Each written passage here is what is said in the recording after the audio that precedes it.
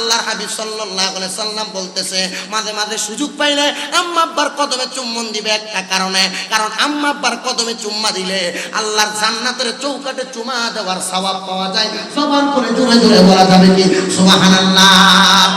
হুজুর কেন এমন কথা বললেন? আম্মা আব্বার কদমে চুম্মা দিলে, আম্মা আব্বার কদমের মধ্যে চুম্বন করলে আল্লাহর জান্নাতে চৌকাঠে চুমা দেওয়ার সওয়াব পাওয়া যায়।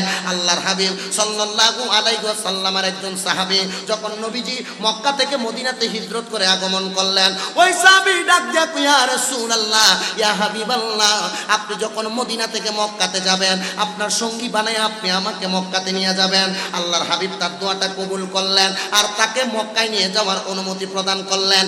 একদিন, দুই দিন, তিন দিন হয়ে যায়, আমার নবীজির মদিনা শরীফের মধ্যে ওই সাহাবী আগমন করে না।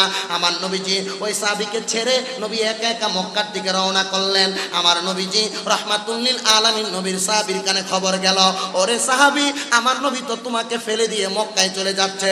ওই সাহাবী আমার নবীজির সম্মুখে যায়া হাতগুলা বাড়ায় দিয়া বলে, ফিদাকা আবি ওয়া উম্মি ইয়া রাসূলুল্লাহ, নবীজি আপনার কদমে আমার মা বাবা কুরবান হোক। ও গো মায়ার নবী, ও দয়াল নবী রাহমাতুল লিল আলামিন নবীজি, আপনি তো আমাকে ওয়াদা করেছিলেন আপনার সাথী করে আমাকে মক্কা শরীফের মধ্যে নিয়ে যাবেন, এখন কেন আপনি আমাকে মক্কা শরীফে নিয়ে যাচ্ছেন না? আমার নবী বলে, এ সাহাবী, আমি খবর পাইলাম বাড়ির মধ্যে তোমার আম্মা জান অসুস্থ, তুমি তোমার আম্মা জানের খেদমত করতে শুনি বড় বয়স্ক। সাহাবী বলে, ইয়া রাসূলুল্লাহ, আমি আপনাকে বলেছিলাম আমার জীবনের সবচাইতে বড় একটা আশা আমি মক্কা শরীফের চৌকাঠের মধ্যে চুম্বন করব। আমার নবী বলে, অবশ্যই তুমি বলেছো ইয়া রাসূলুল্লাহ, আমি এমন কোন অন্যায় করলাম আপনি আমাকে আপনার সাথী বানিয়ে নিয়ে যাচ্ছেন না?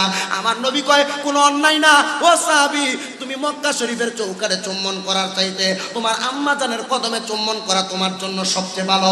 তোমার আম্মা বেঁচে আছে কিনা? হ্যাঁ ইয়া রাসূলুল্লাহ, আমার মা বেঁচে আছে, আপনার কাছে আমি এতটুকু বলতে চাই। আমার নবী বলে, যাও যাও যাও, তোমার আম্মা জানের কদমে চুম্বন করো। তোমার আম্মার কদমে চুম্বন করলে মক্কার চৌকাঠ না আল্লাহর জান্নাতের চৌকাঠে চুম্বন করার সওয়াব পাইবা। সবার করে ধরে ধরে বলেন সুবহানাল্লাহ।